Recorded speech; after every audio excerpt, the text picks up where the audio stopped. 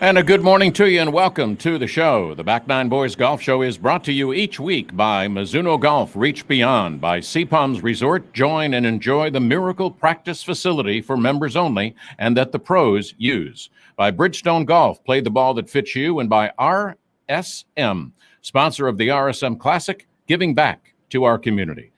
On the show today, we're going to talk with Dave Robinson of TGA Premier Golf about their after-school program for kids K to 8th grade, and a little bit more about that. Then we'll talk with PGA Tour Pro Bo Van Pelt, who finished T2 at Congaree last week, and also talk about his injury that kept him out for almost 3 years. And then we'll talk with golf architect Tom Fazio about his creation at Congaree and some other courses all over the world. But first up is Dave Robinson, TGA Premier Golf, and their programs for kids. Good morning, Dave, and welcome to the Back Nine Boys Golf Show. Good morning. Thanks for having me. Sure. Tell us about TGA Premier Sports and your kids' programs, please. Well, we have after-school enrichment programs during the school year. Some of those were cut short a bit by COVID, but those are generally in the gym or on a school field or a community center. It's a great way to introduce kids to the game in a real low-stress setting. And, we use almost golf balls, and we have rules and etiquette and putting and chipping and full swing where we can bang the ball against the walls of a gym. But it's a great low stress introduction. And then in the summer, we do summer camps. We just finished our first week of camps this summer. These are at real golf courses. It's just amazing. We've got 40 sessions across 10 weeks and 35 of them are already sold out. But we had a great first week with some beautiful Michigan weather and lots of kids enjoying golf now that school is over. Well, I think it's great that you're teaching them etiquette. I mean, I play with some guys and see some people on the golf course today that do not know etiquette. I mean, they will walk across your line and not even realize it, not even say anything. So I'm glad that you're teaching them etiquette right now. Well, no, that's great. And it's a huge part of our program. And it's really kind of an educational component, too. In addition to teaching how to behave on a golf course, they're learning how to keep score. There's a little math. We throw in some geography sometimes during Ryder Cup week and ask them to name the countries in Europe. So we're trying to keep them engaged educationally as well as in golf. Do you have erasers on the pencils that they keep score with? We really don't. And frankly, most of the time we don't keep score. We do at our camps, we keep score in a scramble every Friday and we do a putting competition, but most of the time they're just having fun and learning. So tell us what happens with the program. How long does the program last and what do the kids do during that? Well, the after school programs are generally 6 weeks, maybe, like every Monday for 6 weeks after school. And it's right after school. So it's very convenient for the parents. School ends at 3:25. The program will be from 3:30 to 4:30. There'll be a 6-week session.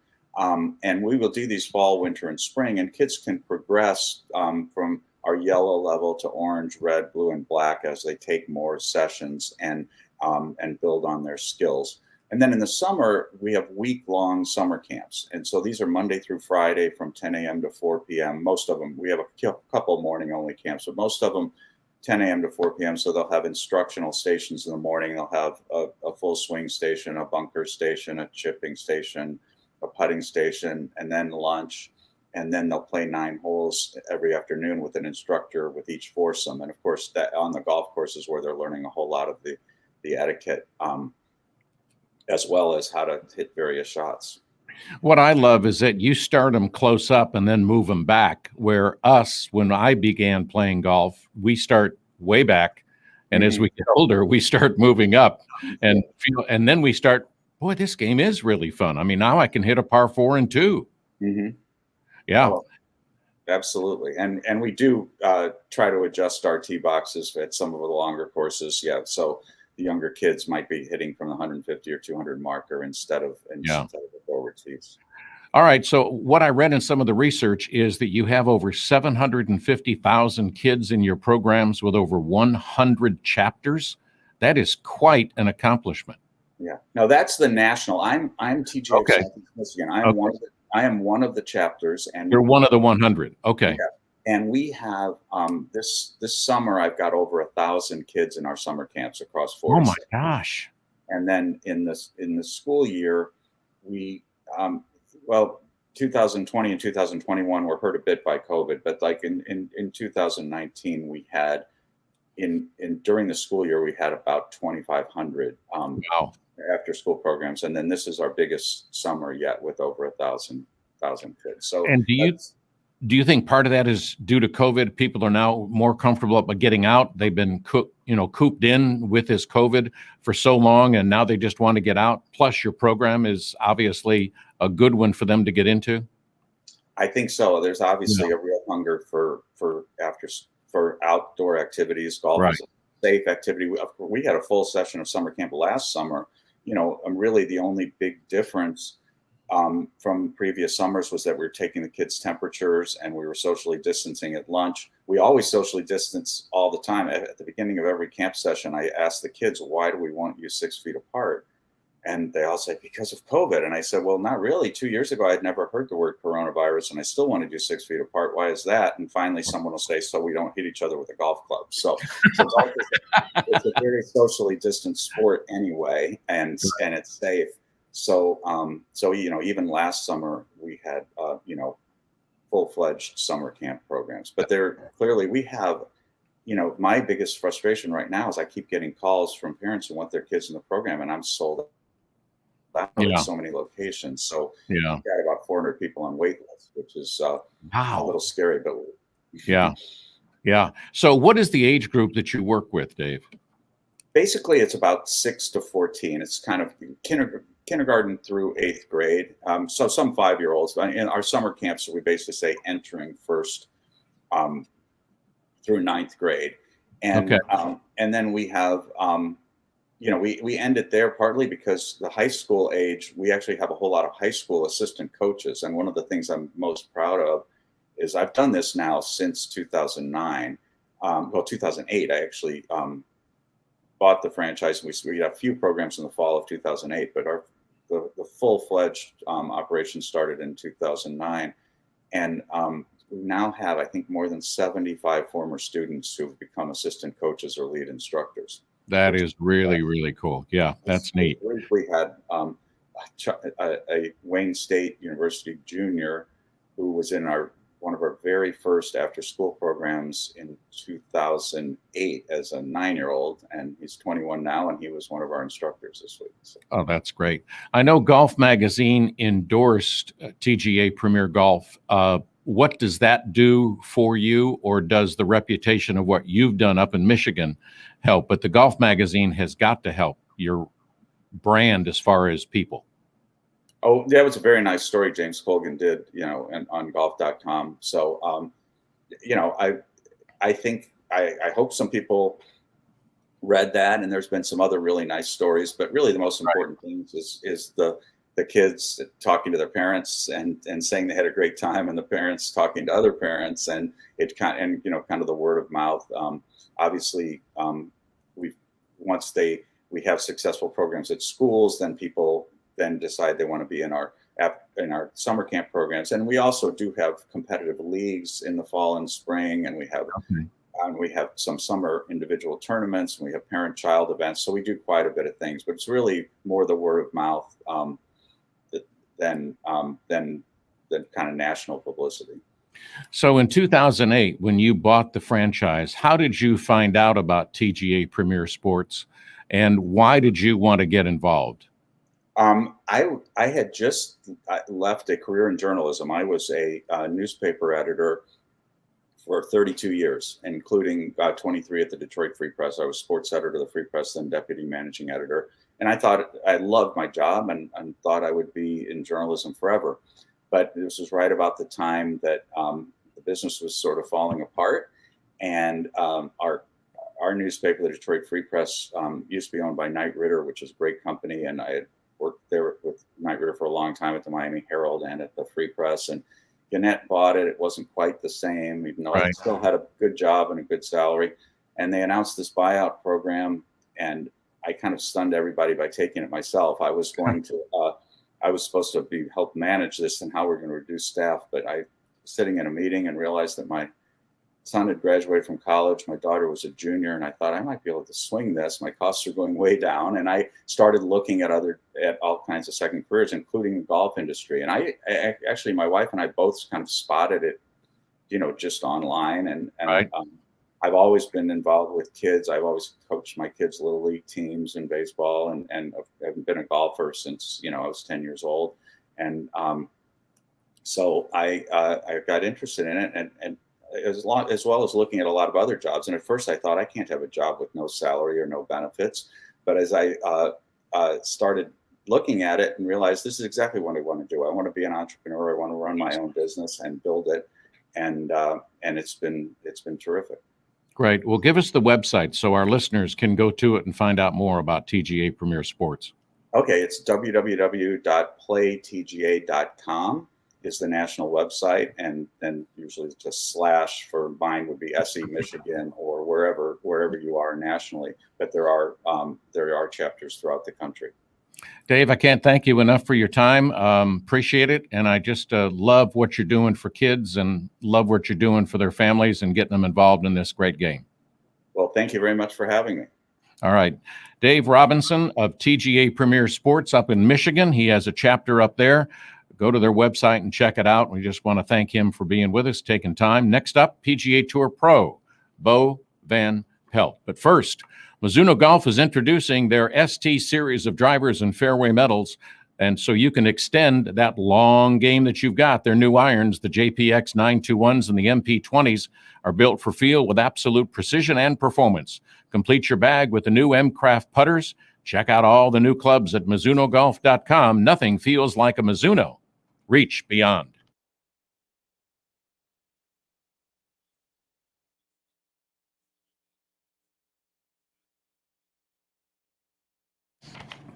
Tell me when you're ready. Hey, Bo, good morning. Morning. How are you? I'm good. How are you?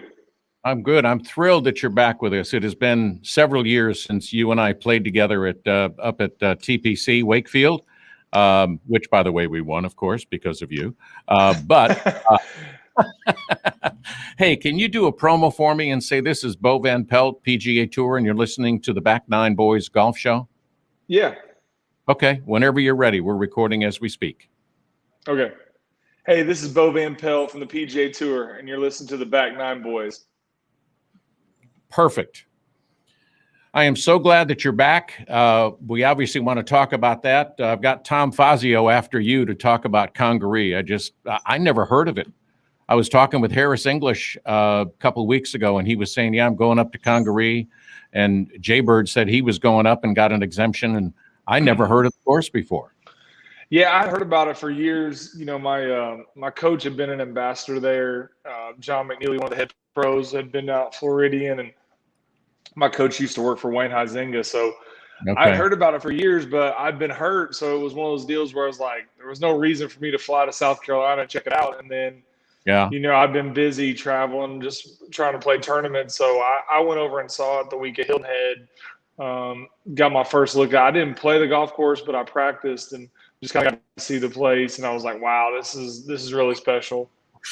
All right. Well, we'll talk about that. So we'll be on in what, Cody, about 2 minutes? About 2 minutes. So just hold with. All right. Thanks, Bo. All right.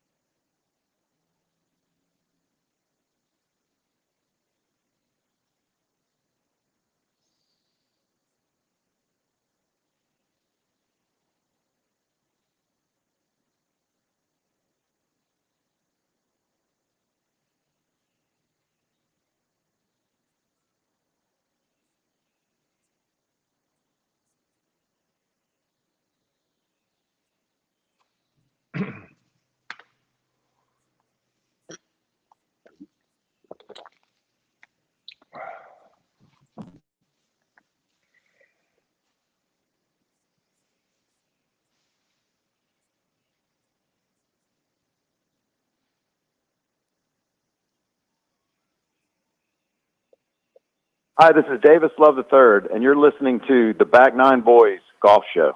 And welcome back. I'm Rich Stiles. Our next guest is PGA Tour pro Bo Van Pelt. Bo and I met several years ago up in Raleigh, where we won the Pro-Am. Obviously, due more to Bo than myself. And a week ago, finished second at Congaree. Bo, welcome to the Back Nine Boys Golf Show. Glad you are with us. Hey, thanks for having me on, Rich. Good to see you again. It's good to see you. It's been a while, but I'm glad to see you back on tour. So tell us a little bit about your season so far this year. Well, there hadn't been a whole lot to talk about up until the last week. I think I set a personal record for missed cuts in a row, so it had been a struggle to say the least. But really, starting, I would say in Puerto Rico, I had a pretty good week, and then I had like a 5-week stretch with Charlotte and Tampa, and had some good weeks. So my game definitely felt like it had been trending in the right direction. My coach Mark Wood and I had put in a bunch of good work, and but again, it was like I kept asking myself, and I kept telling people I was close, but I was like, damn, has it been so long? I don't even remember what close is. Like, and then I have 3 weeks off, which, at my age was probably a good thing. After 5 weeks in a row, I was pretty tired, and had a son graduating from high school. So I had a bunch going on. And then, so the first 2 weeks I didn't do a whole lot, but that last week, right before Congaree, got a lot of good work in, and, finally put 4 rounds together. And what did that do for your confidence coming up second? Well, it's a lot. Obviously, I'm trying to keep my job just like a bunch of guys out there on the PGA Tour. And I knew I needed a good week to kind of get me going. And so I think just from the standpoint of being able to hit the quality shots that I did for those 4 rounds in a row and under the gun, man, it's been a long time. I hadn't even realized my wife was like, she was like, you realize you had a top 10 since 2015? I was like, holy cow, that's a long time ago. Yeah. Thanks for the reminder. Yeah, exactly. I appreciate that. And so nothing like family to keep you grounded, right? And that's the truth. So yeah, I'm definitely excited about the rest of the summer, and I think I'm like any other player. It was always hard for me to build that confidence until I had some results or had seen some stuff. Like I couldn't just build it out of thin air. So definitely feel good about where my game's at, but it's going to be a good summer, and excited to get back going next week at the Travelers. So what's your schedule like? You're going to play next week at the Travelers. You took this week off. Do you play like 3 weeks in a row and then take off a week, or what do you do as far as schedule wise? Well, normally, yeah, when I was back playing, and I wouldn't play more than probably 2 or 3 in a row. But okay. Like I said, I'm still outside the top 125, and I'm going to get in 7 tournaments the rest of the summer. Those are the ones I'll be in. And so right now I'm planning on playing them all. So when I leave Monday, I'm going to play 5 in a row. Obviously my play will dictate that. If I have another couple good weeks, there could be a week off in there. But as of right now, I'm playing 5 in a row. So tell us about the injury that kept you out for almost 3 years. What happened? Yeah, so the initial injury was I tore about 85% of my right shoulder, my labrum, and I grabbed one of my kids' backpacks from the back seat of my truck and lifted it over the front seat. I tried to play through it for a couple months, and then I was playing the Phoenix Open. It was in a pretty good spot. I think I was in 6th or 7th going on the weekend, and I get out there Saturday morning, and every shot hurt. And I told my wife, I was like, this isn't normal. There's something wrong with me. I need to go get the MRI. And I go home, get an MRI, and one of my friends confirms and says, he basically looked at me and said, how bad did your shoulder hurt? And I was like, it hurts pretty bad. Yeah. So I have the initial surgery, and surgery goes well. They do MRIs afterwards. But as I was trying to get back and my PT was going fine, every time I tried to practice, my shoulder hurt. They go back in, I do another surgery. They find 9 bone spurs. They give me a little bit more room in my AC joint, and they think, hey, this will probably take care of it. But really, my symptoms never went away. My PT was going fine. I was getting stronger. I had plenty of range of motion, but I just couldn't play golf. To the point where I didn't play 18 holes for over 3 years. Wow. And so eventually my hand started going numb, my right hand. So that definitely got my attention because now it was kind of a quality of life issue. Sure. And I went back down and saw my original surgeon, who's a great guy, who's phenomenal. And I said, hey, man, is there anything I haven't tried? Because if this is it, my professional career is over. I just would like to know that going forward. He referred me to a guy named Greg Pearl at Baylor Scott White in Dallas. He said, man, he goes, there's this weird deal called thoracic outlet syndrome. I don't know if you have it, but this guy's the best in the world. So go see him. And I go see Greg Pearl. He looks at me for about 10 minutes. He's like, oh, man, you got thoracic outlet syndrome. And I was like, okay, well, now what? He goes, I just need to take out your first rib and you'll be fine. What? And, yeah, so your first rib sits up here under your collarbone. And I said, well, Doc, I said, at this point, I'll try anything. So let's give it a go. And, you know, it was, it's been a huge blessing. I mean, my shoulder hasn't hurt since I got my rib out. You know, it's a scary surgery. You know, they're dealing up there with a lot of nerves and blood vessels. Sure. If you go to the wrong person, I think there's been some bad outcomes for that surgery. But luckily, I went to the right guy. And, you know, he texted me Sunday night after the round and was just so happy. And I said, man, I go, you changed my life. I go, because if I don't find you, I'm not doing this. Yeah. Well, thank God for that. I mean, that is a blessing in disguise. But how frustrating was it for you, Bo, that you've played golf your entire life? You've won. You know you're a good player. You know you've got the talent. You know you can play the game with all the other guys that are out there. But it had to be unbelievably frustrating not to play. Well, the good thing was I never got close to coming back. So I think some other athletes, they get close and then they have a setback. To me, I couldn't practice back-to-back days. I couldn't practice for long. Every time my shoulder would swell up. And so I'd pretty much resign myself to the fact that this was probably not going to happen. So for me, it was a blessing. The 3 years I had at home, I got 3.5 years. I got to see my daughter all the way through high school. I got to coach my boys' sports teams. Stuff I would have never done had I been on the road for 25, 30 weeks a year. So I kind of looked at it that way, to be honest. But then once I got this last surgery, because I was working my butt off, trying to get back, it just wasn't happening. Once I had this last surgery and I started to practice and there wasn't pain, then the light bulb kind of came on of like, wow, I don't know if I can come back, but I'm at least going to have the chance to find out. Yeah. And how hard was it for you to start back in 2019, knowing you've been gone for 3 years, and again, knowing you have the talent, but really trying to test the latest surgery? Well, it was, I probably didn't I told everybody, like in my family, I'm like, this is going to be the hardest thing I've ever done. I've gotten 3.5 years older. I've been away from the game essentially for almost that whole 3.5 years. And I'm going to go try to compete with guys 20 years younger than me that have been practicing every day the last 3 years. So on paper, that's a pretty tough task. I mean, it's hard enough to compete out there when you've been grinding every day. I mean, I've known that. I lived that for almost 20 years before the injury.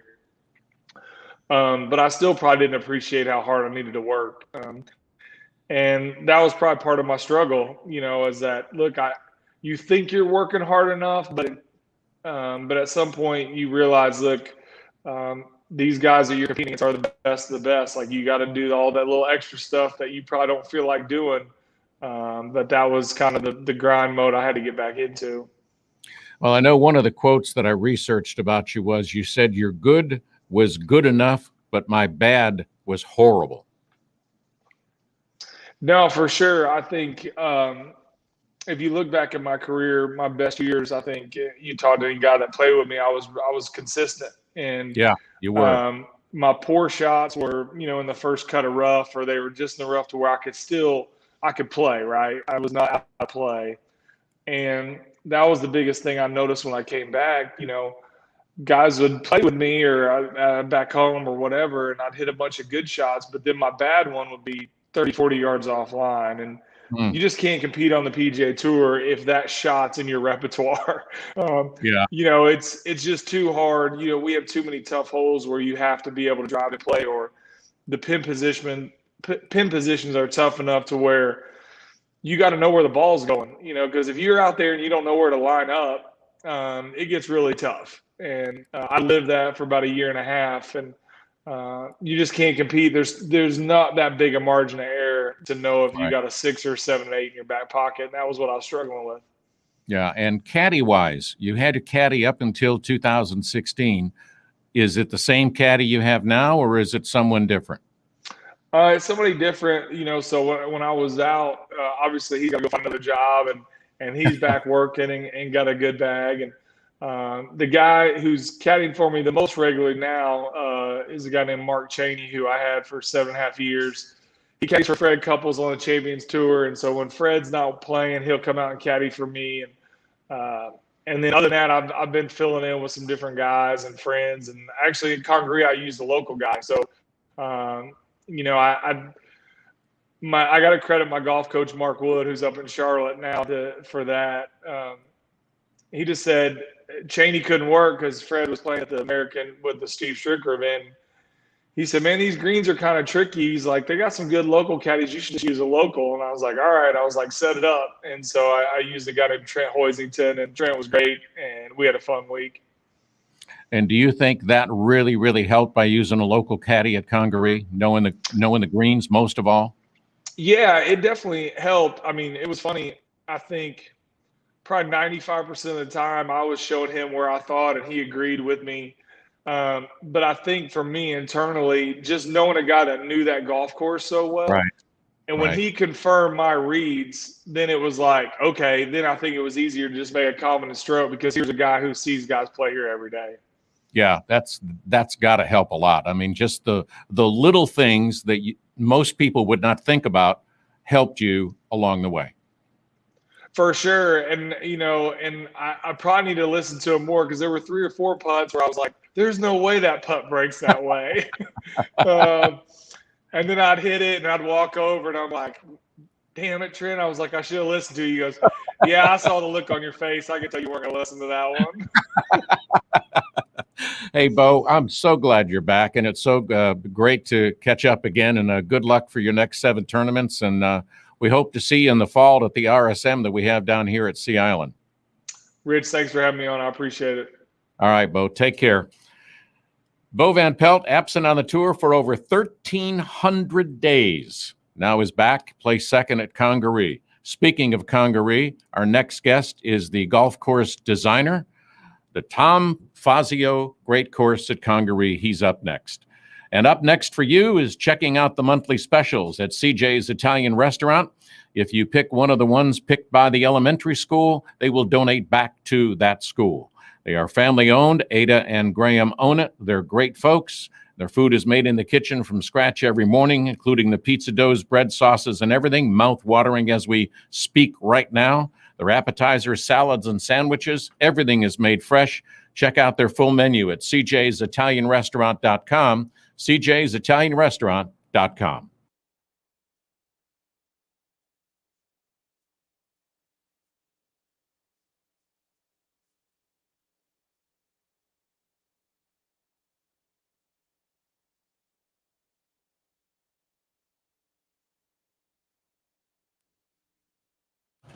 Hey, Tom, good morning. Tom? Your mic is not on.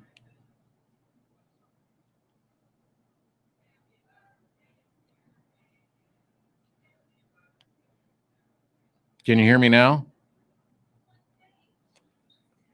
All right, I can't hear you.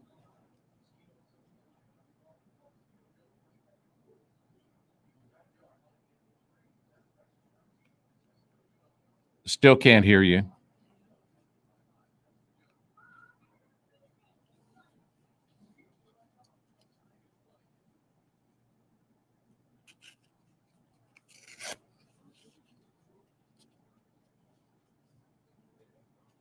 No audio yet that I can hear.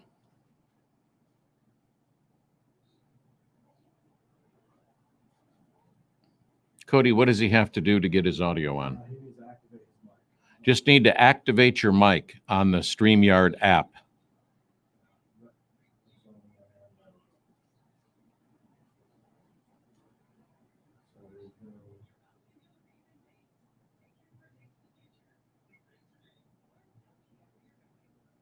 All right. Tom, we're going to call you from a 912 number. We'll just forget the StreamYard. We'll call you up from a 912 number here in about 30 seconds, okay? We'll just do it on the phone. Okay.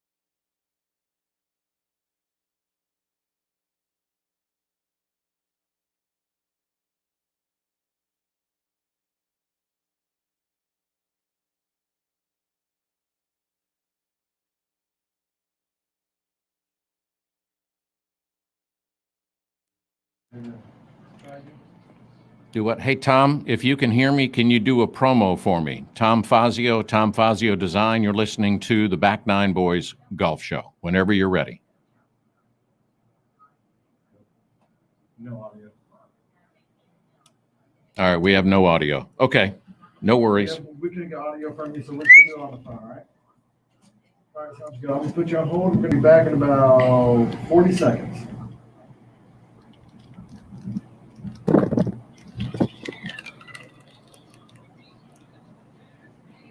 Go ahead, Jim. Let's see if we can hear you. No, sir. We cannot. Oh, we're going to do it on the phone, okay?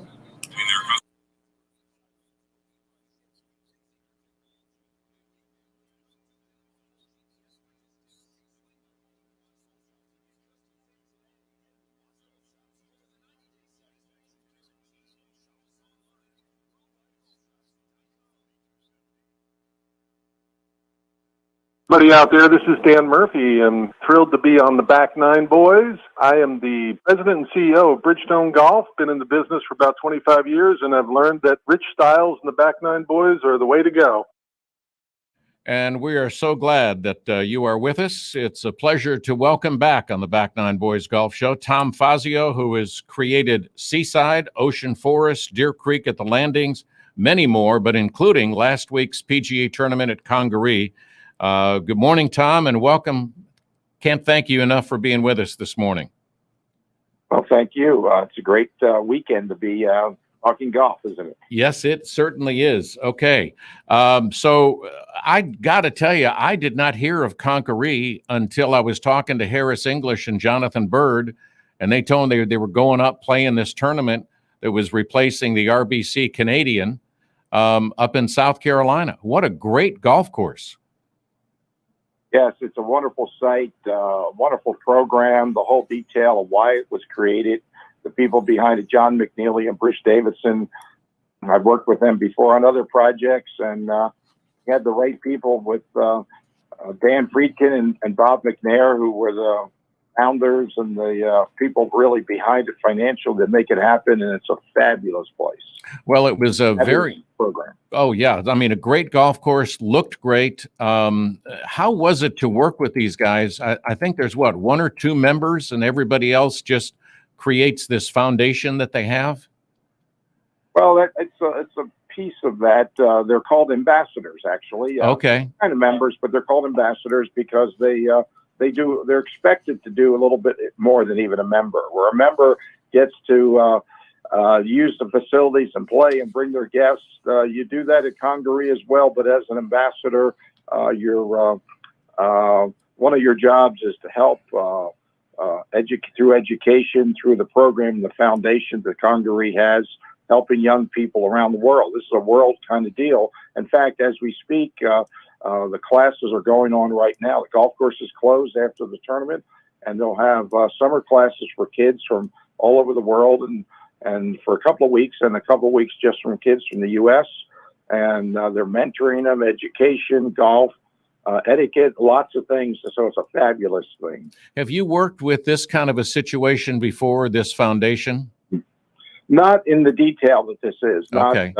specifically in golf. I'm involved with Boys and Girls Clubs. In fact, helped along the way with the Boys and Girls Club there in Brunswick and many others throughout the country. And they have golf programs. I'm involved with some first tee programs in Charlotte and other places that do great work. So this is another example how people in golf are helping so much and giving back so much from the great game that we have, and helping young people along the way. So how long did it take you to build Congaree, and how were the guys to work with as you were going through the process of building this golf course? Well, from a standpoint of timing, the unfortunate time, it wasn't long enough because it's so much fun to do. One of my disappointing days, to some degree, different than everyone else, is opening day. When a project opens, for me, it's like, oh gosh, that's a shame. We're not going to have those walks in the mud and kick around dirt, sit around and talk about golf and how to create it, and go and have dinner and drink some red wine and talk more. So it's a full day deal. And so there was about a year and a half for construction and programming, and then we moved on from there. All right. So what is your process when you go in to build a golf course? Congaree could be the example.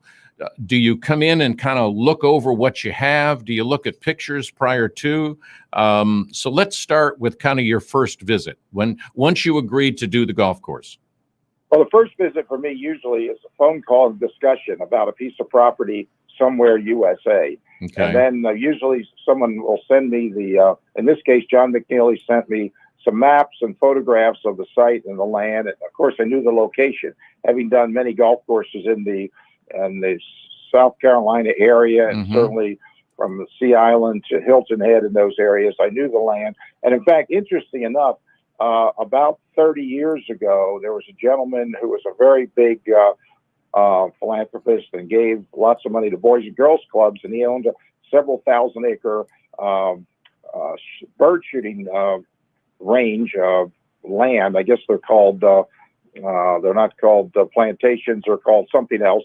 And I went up to visit him because he wanted to talk about doing a golf course. This is over 30 years ago. I think I was either doing Belfair or Berkeley Hall, or maybe even as early as Moss Creek. And I went and visited with him, had lunch, and I talked him out of doing a golf course. He wanted to put a golf course on his land. And I said, I don't think so. I don't think that's the right program at this time. It's way too far ahead of its time. And who would have known 30 years later, I'd be back on a great site with a great program and having literally unlimited resources to create a golf course. I call it a God thing. It just works that way. All right. I totally agree with that. I mean, he does have a lot of opportunities out there for us if we just look for them. But once the plans are approved, and this one took a year and a half, but there's been some others that you've done that you don't have that much time. Correct. There are others. And most of the time when we start that planning process, we're able to start construction immediately. Right. And literally, and it depends on locale and location. And if they're not, interesting enough, the more boring the site is relative to environment, the easier it is to do. Meaning that if there's not a lot of environmental constraints or concerns, then you can get started rather quickly. If you have wetlands and or environmental constraints of the property or site, many more permit processes are part of the program. I've worked on projects where we've been 8 to 10 years getting permits and approvals just in that process. Oh my gosh. Before we even able to start construction. Have you? Well, that's not abnormal, but Go that ahead. can happen.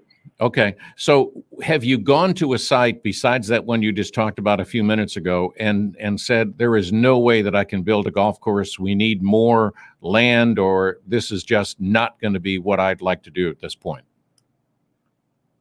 Honestly, not. I've worked on went to some land, a project I did for Discovery Land in Las Vegas called The Summit. When I looked at it, it had 450 feet of elevation change from low point to high point. It was mostly rock, no vegetation on it. And now after, obviously for me, 50 plus years of experience, I've done a lot of different things. So you get to that point. I think early in my career, I would not have been able to accomplish that project. So I think it's like a lot of things. It takes effort. It takes experience. It takes time. For example, you mentioned that some of the Sea Island golf courses. One of my other favorite ones I did that you did mention is Congaree. I'm not sorry, Congaree, but Ocean Forest? no, not Ocean Forest. Seaside. Seaside was first, and then it escapes my name. I'm thinking I have so many golf courses in my brain that I'm thinking about that on St. Simon's Island Frederica. at Frederica. Yeah. Frederica was a fairly flat site. It was used as a tree growth area for pulpwood, and it had a lot of just regrowth trees. Every 15 years, grow trees, cut them down. So we were able to take 200 acres of land, take all the pulpwood trees off, and then a 200-acre lake was built on another location, and all that earth was moved in to create elevation, Wow. contour, relief, strategy for golf. And then we planted huge, big oak trees. So that was a major project, and it didn't look anything like it turned out when we started because it took a big, big effort and a lot of earthwork to make that happen. Well, one of the things about Frederica that I've heard from a lot of people and when I've played it is that it's wide open fairways, but huge greens. Was that part of your plan when you started to make the greens so big, or was that just what you decided to do as you were doing it? Well, from a technical standpoint, we were filling spaces. We had a lot of land to work with, and which is unusual. Usually it's restricted for how many acres we can use, but we were able to have a big site. So we filled up the site with wide fairways, big greens, big tee complexes, a lot of places to play golf. And the strategy, many of the young players you talked about, and many of the ones who are in contention today out in California, Harris English and many of the others are members and play and practice it there. So it's Frederica is one of those golf courses. And I talked to Zach Johnson about it many times, and he loves getting ready for tournaments there because even though my question was to him, is it too wide for you? He says, absolutely not. He says, all those big greens, I worked my ball to different portions of those greens. I'm able to go practice and hit shots, right to left shots or cut shots, have to carry over bunkers. He said, I can be on one hole and have much variety in terms of how I practice. So that's what Frederica is. It's a huge, big golf course, wide with a lot of variety and options to play. Yeah, it is. Do you prefer, Tom, starting from what the land gives you, starting from scratch, or does it bother you to work with a course that just needs some updating and mainly some attention? No, not really. After being involved with so many golf courses, it's great to have a site like Wade Hampton in the mountains of North Carolina. Oh, yeah. That's actually where I am right now, getting ready to play this morning. Before watching the telecast in the afternoon, but that was such a perfect, natural, gently rolling mountain site with dense vegetation, streams and waterfalls, all naturally there. That's kind of like not working very hard. That's getting overpaid for what you do. When you go to a place like Shadow Creek in Las Vegas, and you start from scratch with nothing and no vegetation, then you're able to create whatever you want. That's also a lot of fun. So either way, it just keeps you. What I like about my business is nothing's the same, and there's no two alike. So it's a new day every day and every project. It's like starting over again, which is fun. How does it feel to go, and you've done this for years, playing a Tom Fazio design golf course? I'm sure you've got some favorites, but knowing what you've created, knowing what you design, how does it feel to go out there and play your own course?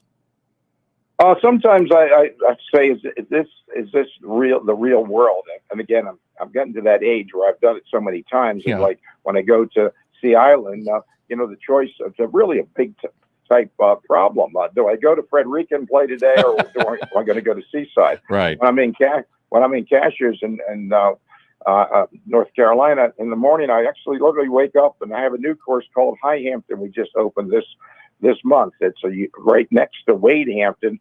And so I look at, and we did a discovery project called Mountaintop, and we have one of the unique special clubs called Headwaters, which is a par 3 practice facility and practice range, all within walking distance. So between those 4 golf courses, I wake up in the morning and think, where am I going to go today?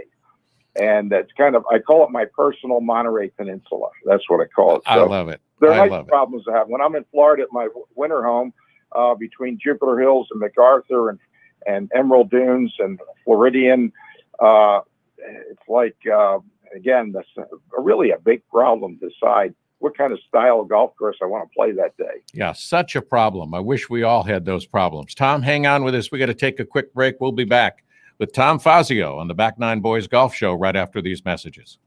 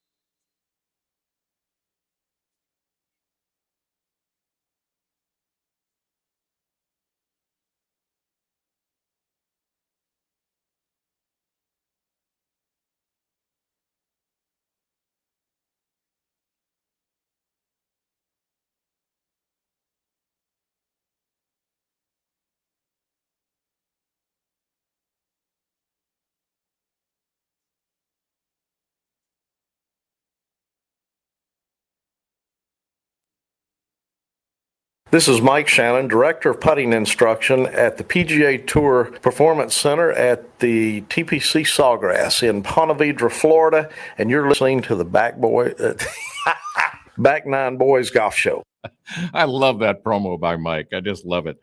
We're back with Tom Fazio. And Tom, the last time you and I talked, it was a rainy day. We were in the trophy room at the Pro Shop at the Lodge at Sea Island. But speaking of awards, how does it feel for you and your team to have won more awards than any other living designer? I guess it's good. I kind of don't think much about that. When you get, again, not that I'm old and I've been around a long time, but you just do your job and things happen. You surround yourself with good people. I have a great staff. My son Logan is kind of in charge now since he's younger, and we're doing a new project in Portugal. And even through the COVID times, he's there on a regular basis. He does the hard things. I do the easy things. So my life feels pretty easy. I have some of my senior people. My oldest person with me, Andy Banfield's with me 47 years. Wow. And some of my other people, Tom Marzoff, Blake Bickford, they've been with me for over 35 years. So it's wonderful to have great people. As you know, people make behind the scenes. How could you do what you do without that great staff? I think about my great friend Rush Limbaugh, who passed, and I used to go to his show and watch how it was produced and see all the technical people doing what they do. And it was amazing, just amazing. So we're lucky. We're blessed. We're in a great business. Golf is awesome. And in fact, I'm getting ready to take a lesson from my mentor, Pete Matthews at Wade Hampton. And I feel like I was watching part of your show this morning and with with Bo and the rest talking about their coaches. And, here we all have coaches. We're not playing Yep. in the U.S. Open, but we're out there trying to get better. Trying to sink more putts and get it in before the next guy. Exactly. All right. So how would you, as Tom Fazio, describe a Tom Fazio golf course? Oh, gosh. Do you have an hour? Do you have Well, hour or so? Obviously, we've probably got 2.5 minutes, but go ahead. well, in a quick sense, golf, it's interesting. And you watch those players on TV, we think we can hit shots like them. And once in a while we do, but not many. Right. All you have to do is go out to a range or go to a golf course and watch people play golf. Obviously, the majority of golfers struggle and have a difficult time depending. And so the course that we create has to really take into account the way people play golf. Now, from a design standpoint, I'm only thinking about Dustin Johnson, Rory McIlroy, Tiger Woods of the eras of people. Since I started, I grew up in an era with my uncle. Ben Hogan was the man, and I happen to knew him because of my uncle. So always thinking about the great players. It's easy to design a course for them. It's hard to design the course for a high handicap player, but that's what's important, and that's what we work hard at. Okay. Eliminating perpendicular hazards is probably one of the major features. Anytime you put a perpendicular hazard in play, and it really is the degree of detail. Where is the hazard? Where are the difficult parts to play? And so my goal would hopefully, if a person never knew who designed a course and when they played it and walked off, any type of player would say, I loved it. I had a good time. It must be a Fazio golf course because it was fun to play. And that's my goal every time. So what are you going to shoot today when you go out and play? Well, it depends on Pete Matthews works on my swing this morning. I'm feeling good. I hope he doesn't give me a bad move, but it's not going to be my fault. What's your handicap now? My handicap right now is 12. Okay. I was better. Now I'm getting older. So I'm looking for, I went to the Super Flex shaft, that looks like a fishing pole. I gained 20 yards. So I all want to gain 20 yards. And so now I'm working at, by the time I leave Wade Hampton to head back to Jupiter Hills by the fall, I expect to be and Pete told me he thinks he can get me to a 7 or an 8. So that's what I'm working on. I love it when coaches have those kind of predictions and you can make it. Tom, thanks for being with us. Hope we can call on you again. Have a great day today, okay? Appreciate it. Good luck. All right. Look forward to seeing you again. All right. Thanks, Tom. Tom Fazio Design, just done some unbelievably great golf courses, including Congaree last week that the PGA Tour played on. Thank you for being with us on the Back Nine Boys Golf Show. We're live here every Saturday morning, 8 to 9. And then Sunday mornings, we are pre-recorded. So listen every day on ESPNCoastal.com.